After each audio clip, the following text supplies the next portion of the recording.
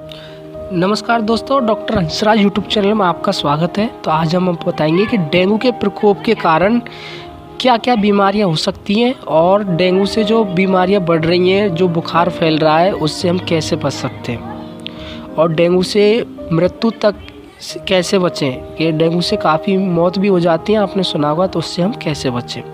तो इस समय डेंगू का प्रकोप काफ़ी हद तक बढ़ा हुआ है। बारिश के बाद मौसम परिवर्तन के कारण बहुत सी बीमारियां फैलती हैं, उनमें से एक है डेंगू बुखार। खतरनाक डेंगू के निम्न लक्षणों पर ध्यान दें। क्या क्या लक्षण हो सकते हैं? पहला है बाथरूम जाते समय आंखों के आगे अंधेरा होना। दूसरा है बार बार उल्टी होना। तीसरा है पेट दर्द होना। चौथा है अत्यधिक कमजोरी महसूस होना। पांचवा है खड़े होने चलने में दिक्कत होना। और छठा है जो बहुत महत्वपूर्ण है, जिसको हम ऐसे ही सोचते हैं कि ये तो कुछ नहीं होगा इससे। छठा है यूरिन कम होना। अगर आपके यूरिन कम आ रहा है बार बार, तो आप समझ लीजिए कि आप डेंगू के चपेट में आ गए हैं। इन संकेतों को नज़रअंदाज न करें, तुरंत चिकित्सक से सलाह लें। डेंगू रोगों से पीड़ित मरीजों के प्लेटलेट्स कम हो जाते हैं। डेंगू में सबसे ज़्यादा प्लेटलेट्स कम होते हैं। प्लेटलेट्स क्या है ये भी आप समझ लीजिए। यह रक्त का एक भाग है जो खून में थक्का बनाने में सहायक होता है। कोई चोट लगने पर होने वाले रक्तस्राव को ये रोकती है। शरीर में इनकी पर्याप्त संख्या होनी चाहिए। शरीर में इनकी संख्या बहुत कम होने पर मौत भी हो सकती है।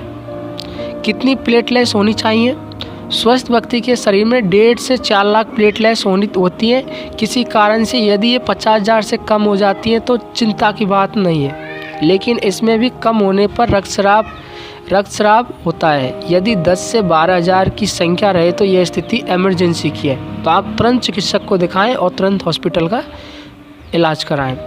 किन रोगों में इनकी संख्या कम होती है? डेंगू, मलेरिया, स्क्रब टाइफाइड जैसे रोगों में, और दर्द निवारक दवाइयाँ नियमित लेने से भी ये घटने लगती हैं। इस स्थिति में क्या करना चाहिए? अस्पताल में भर्ती कर रोगों से मिलते ब्लड ग्रुप वाले व्यक्ति से रक्त की ज़रूरत अनुसार प्लेटलेट्स निकालकर उसे चढ़ाते हैं।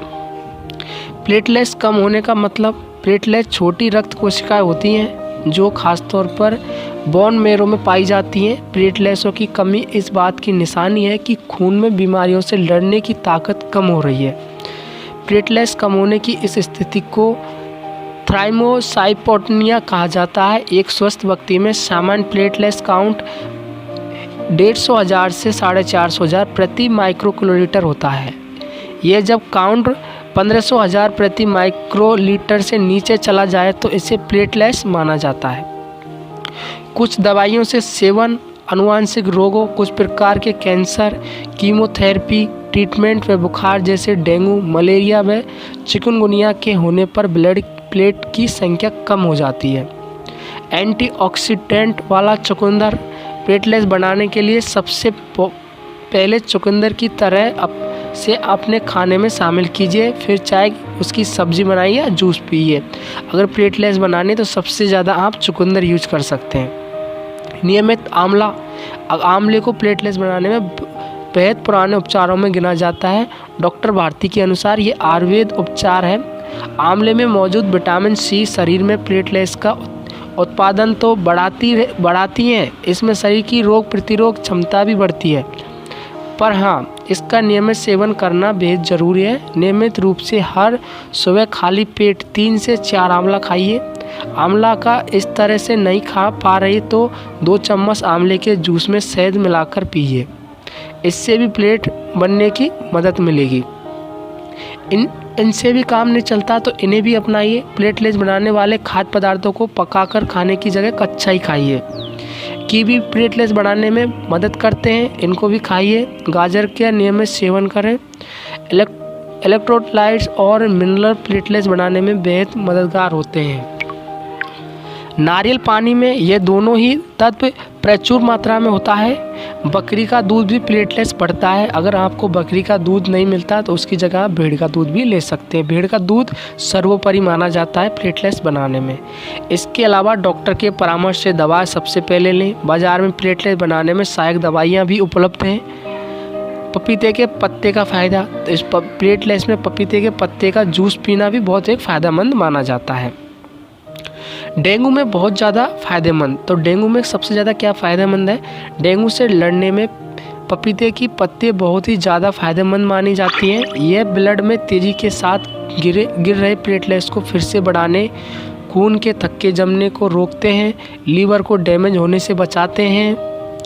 भूख बढ़ाना, तो पपीते के पत्ते, अगर आपको भूख ना लगे, परेशानी हो गई है, तो पपीते के पत्ते की चाय बनाकर पिए, उससे आपकी भूख बढ़ जाएगी।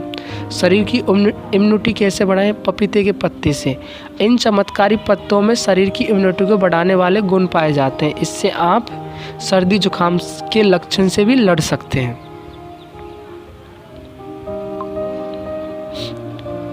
ब्लड प्लेट बढ़ाने में कारगर, पपीते के पत्तों का जूस पीने से खून में प्लेट की कमियों को पूरा किया जा सकता है। इस चमत्कारी पत्तों में खून में ब्लड प्लेट को बढ़ाने वाले गुण पाए जाते हैं।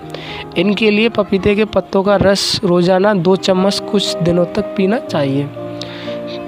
पीरियड के दर्द के राहत के लिए काढ़ा बनाइए, जिसमें एक पपीते का पत्ते को इमली, नमक और 1 गिलास पानी के साथ मिक्स करें। इसमें बहुत ही फ़ायदेमंद रहेगा। कैंसर होने से बचें, पपीते के पत्तों में कैंसर के रोकने वाले तत्व होते हैं। ये इम्यूनिटी को बढ़ाता है और cervical cancer, breast, liver cancer, फेफड़ों के कैंसर होने से रोकने की मदद करता है। तो ऐसी वीडियो देखने के लिए हमारे साथ बने रहिए, और चैनल को सब्सक्राइब नहीं किया तो प्लीज़ चैनल को सब्सक्राइब ज़रूर कर लें।